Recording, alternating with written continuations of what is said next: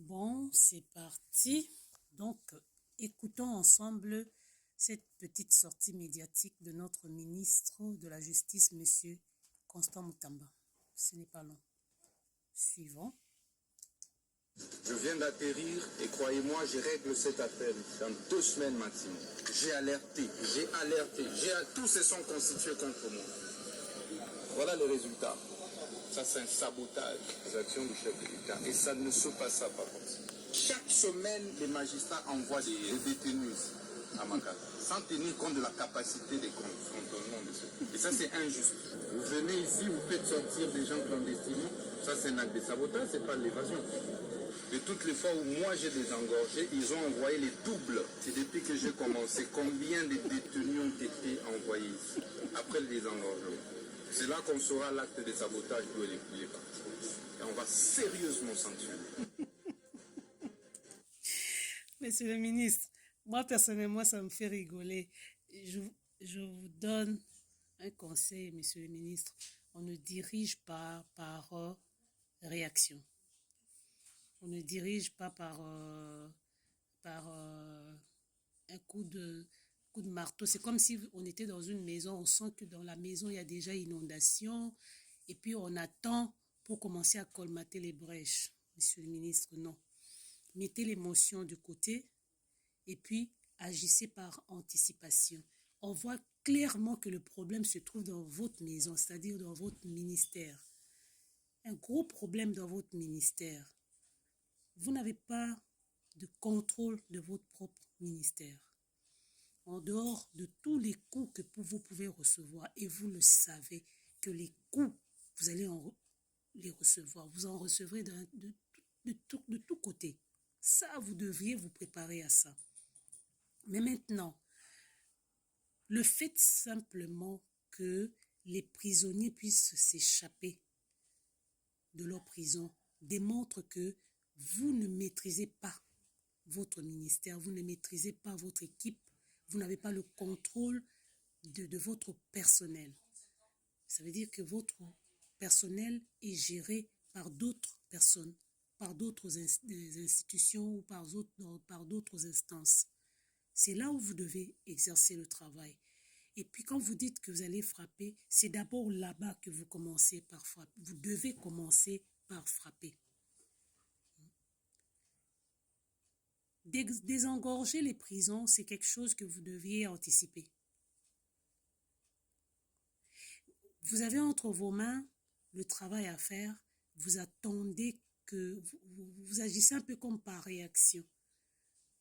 Vous attendez que quelque chose arrive pour que vous puissiez prendre des mesures, et voilà ce qui arrive, des pertes de vies humaines, surtout ça.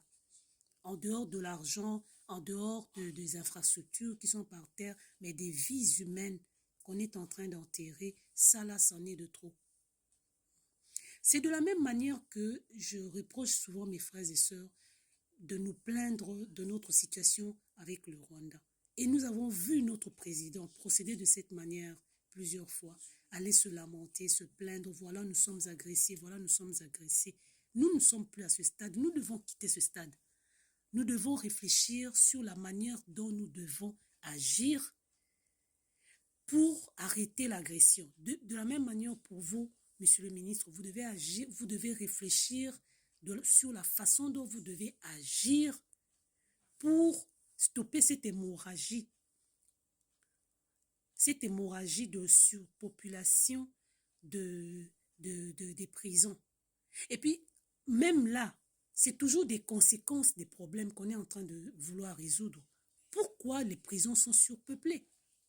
Qu'est-ce qui amène toute cette masse humaine congolaise dans des prisons? Vous allez vous rendre compte que souvent c'est des règlements de compte, souvent c'est le manque de travail, souvent c'est toujours des conséquences des problèmes qu'on essaie de résoudre au lieu d'aller vers les causes des problèmes.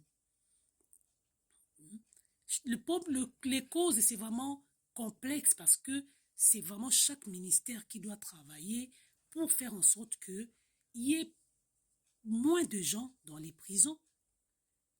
Oubliez que les gens qui se retrouvent dans les prisons soient vraiment ceux qui méritent d'être là. Si vous allez dans ces prisons, vous allez trouver que la plupart de ceux qui sont là, c'est des gens qui ont peut-être des litiges entre voisins, hein, des personnes, quelqu'un qui, des raisons vraiment qui ne sont pas très majeures, comme le gros vol que nous vivons chez nous. Tous ces grands voleurs-là, vous étiez prêts, lorsque vous avez pris votre ministère, à bâtir une autre prison pour ces gros voleurs-là. Vous étiez prêts. En ce moment-là, vous auriez dû penser aussi à la construction d'une autre prison.